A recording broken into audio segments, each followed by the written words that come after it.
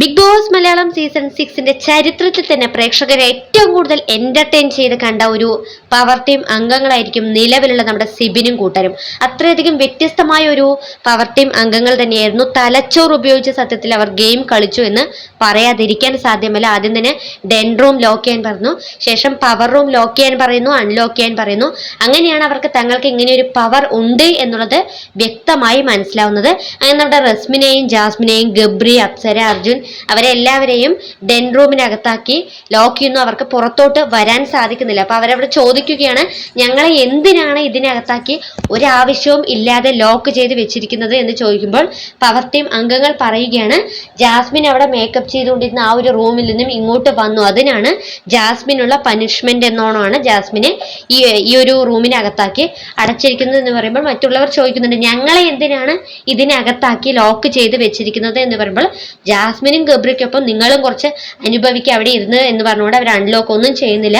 ശേഷം ഇതിൽ പ്രധാനമായിട്ടും നമ്മുടെ പവർ ടീം അംഗങ്ങളും മറ്റ് ഹൗസ് മേറ്റ്സും ഇവരെല്ലാവരും ഒരൊറ്റ സ്വരത്തിൽ ആഗ്രഹിച്ച അല്ലെങ്കിൽ അവർ അത് പുറത്ത് കൊണ്ടുവരാൻ ശ്രമിച്ച ഒരു ഗെയിം എന്ന് പറയുന്നത് നമ്മുടെ ജാസ്മിന്റെയും ഗബ്രിയുടെയും പൊയ്മുഖം. അവരുടെ മുഖം ശരിക്കും വലിച്ചു കീറണം, അല്ലെങ്കിൽ അവർ ഒളിപ്പിച്ചു വെച്ചിരിക്കുന്ന ഒരു മുഖം മൂടി വലിച്ചു കീറണം എന്നുള്ള ഒരു ഗെയിം തന്നെയാണ് എല്ലാവരുടെ മനസ്സിലും ഉണ്ടായത്. അതിനായിട്ട് എല്ലാവരും ഒറ്റക്കെട്ടായി നിന്നു എന്നുള്ളത് സത്യം തന്നെയാണ്.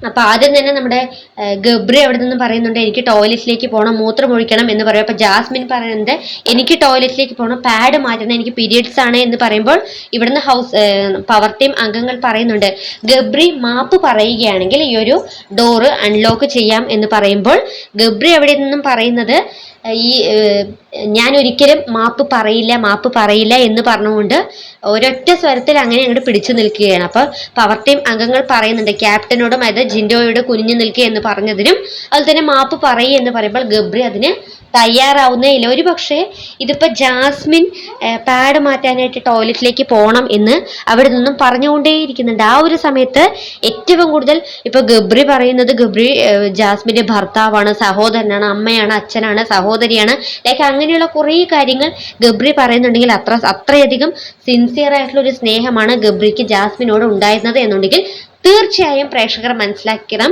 എന്തായാലും ഗബ്രി അവിടെ മാപ്പ് പറഞ്ഞിരിക്കും. കാരണം തൻ്റെ ഒരു ഫ്രണ്ടിന് വേണ്ടി, ഇത്രയധികം താൻ സ്നേഹിക്കുന്ന തൻ്റെ സുഹൃത്തിന് വേണ്ടി തീർച്ചയായും ആരായാലും മാപ്പ് പറഞ്ഞിരിക്കും. ഇതിപ്പോൾ ഗബ്രി എന്നല്ല, ആ ഒരു സ്ഥാനത്ത് മറ്റാരാണെങ്കിലും മാപ്പ് പറയും. പക്ഷെ ഗബ്രി ഇവിടെ ചെയ്തില്ല. ഒരു പക്ഷെ ഗബ്രി മാപ്പ് പറഞ്ഞതാണെങ്കിൽ പവർ ടീം അംഗങ്ങൾ മൊത്തത്തിൽ അടപടലം മൂഞ്ചി അവിടെ ഇരുന്നിട്ടുണ്ടാവുമായിരുന്നു. കാരണം അവർക്ക് അവരുടെ ഗബ്രിയാണ് ശരി അല്ലെങ്കിൽ ജാസ്മിൻ ആണ് ശരി എന്നുള്ളത് പ്രേക്ഷകർ ഒരുപക്ഷെ പറഞ്ഞിട്ടുണ്ടാവും. പക്ഷെ ഈ ഒരു അവസരത്തിൽ ജാസ്മിനും ഗബ്രിയുടെയും ആ ഒരു പൊയ്മുഖം തന്നെയാണ് പുറത്തോട്ട് വന്നത്. എന്തായാലും ഗബ്രി മാപ്പ് പറയാത്തത് മൂലം എല്ലാവർക്കും മനസ്സിലായി ഗബ്രിയുടെ സ്നേഹം എന്താണ്, ഗബ്രിക്ക് ജാസ്മിനോട്ടുള്ള ആ ഒരു ജബ്രി എന്നുള്ള കോംബോ എന്താണ് എന്നുള്ളതൊക്കെ വ്യക്തമായി തന്നെ മനസ്സിലായിട്ട് അത് പ്രേക്ഷകർക്ക് മുന്നിലേക്ക് പവർ ടീം അംഗങ്ങൾ അതിമനോഹരമായിട്ട് തന്നെ അവതരിപ്പിച്ചിട്ടുണ്ട് എന്നുള്ളതാണ് ഏറ്റവും വലിയൊരു വാസ്തവം എന്ന് പറയുന്നത്. എന്തായാലും വ്യത്യസ്തമായ പവർ ടീം അംഗങ്ങൾ വ്യത്യസ്തത നിറഞ്ഞ ഗെയിമുമായിട്ട് തന്നെയാണ് മുന്നോട്ട് പോയിക്കൊണ്ടിരിക്കുന്നത്. എന്തായാലും ഇത് തന്നെ തുടരട്ടെ. വ്യത്യസ്തമായ